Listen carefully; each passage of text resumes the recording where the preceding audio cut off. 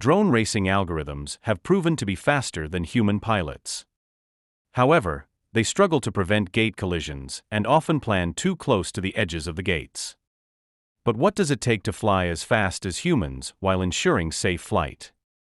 Reinforcement learning offers end-to-end learning, but it requires extensive data collection and cannot handle constraints. On the other hand, model predictive control relies on a physical model and can handle constraints effectively. However, it can perform poorly in the presence of model mismatch. Model Predictive Contouring Control is the leading MPC algorithm for racing applications. As opposed to tracking MPC, it continuously trades off between maximizing progress while accurately following a path. In this work, we propose an enhanced MPCC framework which addresses the limitations of state-of-the-art MPCC.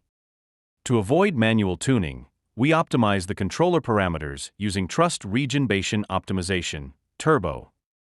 While existing methods lack a systematic way of preventing gate collisions, we introduce a tunnel-shaped constraint to ensure safe flight at all times.